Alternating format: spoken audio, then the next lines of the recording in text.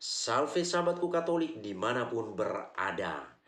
Kali ini saya mengajak kita untuk melihat satu judul penting, yakni benda-benda rohani yang kita pakai. Seandainya rusak benda-benda rohani itu, mau dikemanakan? Ini menjadi sebuah pertanyaan dan harus kita ketahui jawabannya selaku umat beriman Katolik. Para sahabatku Katolik, dalam gereja Katolik itu begitu banyak ajaran iman yang kita temukan. Ada banyak perayaan yang kita rayakan sepanjang tahun, dan itu sudah disusun secara sistematis. Bukan suka-sukanya kita merayakan perayaan itu. Kita lihat gereja yang di sebelah sana melakukan sebuah perayaan, lalu kita bilang, ah bagus juga ya, kita pun ikut rayakanlah. Ini tidak ada di dalam gereja Katolik yang sistemnya dadakan atau copy paste. Gereja Katolik sudah punya perayaan yang tersusun secara sistematis. Maka sepanjang tahun itu selalu saja ada perayaan yang kita rayakan. Nah, selain itu ada banyak simbol yang kita temukan di dalam gereja. Selain simbol, ada juga benda-benda rohani yang kita pakai. Maka betapa kayanya gereja Katolik itu dengan ajaran-ajaran imannya itu. Jadi kita pergi kemanapun itu, di rumah orang Katolik, di gereja, kita akan pasti menemukan di sana benda-benda rohani yang kita gunakan. Kita lihat misalnya di rumah, setiap keluarga Katolik itu biasanya itu punya patung keluarga kudus di rumah. Kalau tidak ada keluarga kudus, pasti ada di sana patung Bunda Maria, patung Yesus, itu pasti kita temukan di rumah orang-orang Katolik.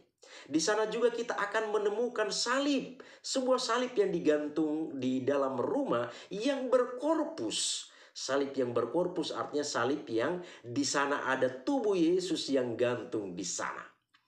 Nah, selain itu yang kita gunakan di rumah, kita lihat juga hal yang lain, misalnya yang kita bisa pakai kemana-mana adalah kalung salib. Juga bisa kita pakai kemana-mana. Ada juga rosario. Rosario ini juga bisa kita pakai, kita gunakan kemana-mana. Kalung salib itu ada yang langsung mengalungkannya di lehernya. Rosario itu bisa disimpan di dalam kantong baju, lalu di dompet juga misalnya. Bisa juga kita kalungkan di leher kita. Dan ini kita sering melihat di tempat tertentu, wilayah timur Indonesia, umat beriman Kristiani, umat Katolik di sana itu dengan bangga mengalungkan salib di lehernya. Demikian juga rosario. Itu hal yang luar biasa. Sebuah bentuk kesaksian hidup tentang iman. Jadi kita patut berbangga dengan saudara-saudari kita umat Katolik dari wilayah timur Indonesia yang selalu menggunakan rosario kemanapun pergi. Saya kalau melihat itu saya bangga dengan saudara-saudara kita itu. Nah, video sebelumnya sudah saya katakan juga bahwa sekarang ini ada beberapa pendeta di beberapa gereja juga sudah mulai menggunakan rosario ini. Kita berharap bahwa mereka menggunakan itu tidak hanya dilihat sebagai sebuah aksesoris rohani yang ada di dalam gereja, tetapi memahami makna yang terkandung di dalam rosario itu sendiri. Rosario itu adalah sebuah renungan tentang kehidupan Yesus dan Maria, dan sentralnya adalah Yesus sendiri. Itulah kandungan yang ada di dalam rosario. Maka para pendeta yang menggunakan itu diharapkan mereka juga bisa memahaminya sampai ke sana. Tidak asal menggunakannya begitu saja. Nah, itu hal-hal yang kita temukan, benda-benda rohani yang kita temukan di rumah dan yang kita gunakan. Nah, kalau kita ke gereja, ada juga banyak kita temukan benda rohani di sana. Ada patung Maria, patung Yesus, patung orang kudus ini dan itu. Kemudian peralatan-peralatan liturgi. Ini semua dikategorikan sebagai benda-benda rohani. Jadi banyak sekali benda rohani yang ada di dalam gereja Katolik. Maka tadi saya katakan betapa luar biasanya kekayaan iman kita. Maka kita selaku umat beriman Katolik patut berbangga. Kita patut berbangga bahwa gereja Katolik itu tidak kekurangan ajaran iman. Nah, para sahabatku terkasih, benda-benda rohani yang kita gunakan ini tentu bukan sesuatu yang abadi. Artinya apa? Benda-benda rohani ini pada waktu tertentu pasti akan mengalami kerusakan. Karena apa? Benda rohani ini kan dibuat oleh manusia. Manusia saja meninggal, apalagi benda-benda yang dibuatnya itu. Jadi benda-benda rohani yang diberkati oleh imam yang kita gunakan dalam kehidupan sehari-hari, dan selain itu juga kita temukan di gereja, benda-benda rohani ini pada waktunya akan mengalami kerusakan. Maka kita sampai pada pertanyaan kita tadi. Seandainya benda-benda rohani ini rusak, bagaimana kita memperlakukan benda-benda rohani ini? Para sahabatku terkasih, hal ini kita harus ketahui dengan baik selaku umat beriman Katolik. Sehingga kita tidak serta-merta memperlakukan benda-benda rohani yang sudah rusak. Jangan kita berpikir bahwa benda-benda rohani yang sudah rusak itu makna yang terkandung di dalamnya itu sudah hilang. Sebagai benda rohani itu tetap sebagai benda rohani, hanya tidak bisa kita fungsikan secara layak lagi karena sudah mengalami kerusakan. Nah, dalam gereja Katolik kita akan menemukan di sana ada istilah sumur suci atau sakrarium. Di Indonesia ini sudah ada di beberapa tempat dibangun sumur suci atau sakrarium. Untuk apa? Sumur hanya disebut dengan sumur, tetapi di dalamnya tidak ada air, itu kering.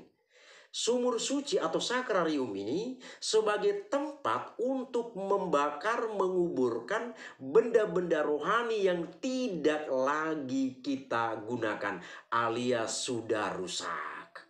Maka bagi kita yang ada di tempat kita masing-masing, ya, di rumah kita, seandainya benda rohani yang di gereja kalau rusak, para imam itu sudah tahu bagaimana mengarahkannya. Tetapi kita yang menggunakan benda rohani yang di rumah, supaya kita juga tahu bahwa kalau benda rohani yang kita pakai itu rusak, jangan kita bakar begitu saja di tempat sampah atau kita tanam begitu saja.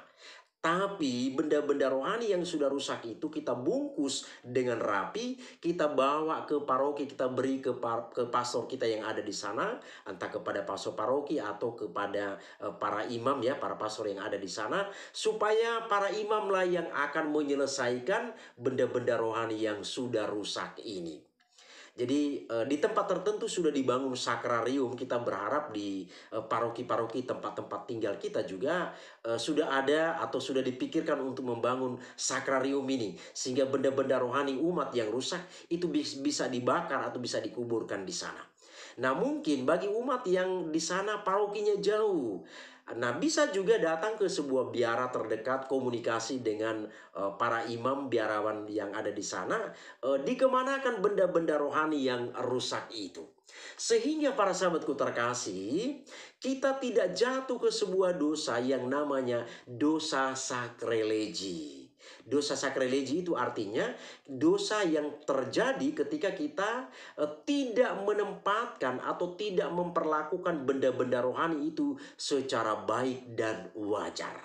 Maka saya pernah katakan di dalam video sebelumnya, dalam gereja Katolik itu semua ada aturan mainnya. Semua ada aturan mainnya. Semua hal itu sudah diatur aturan-aturannya di sana.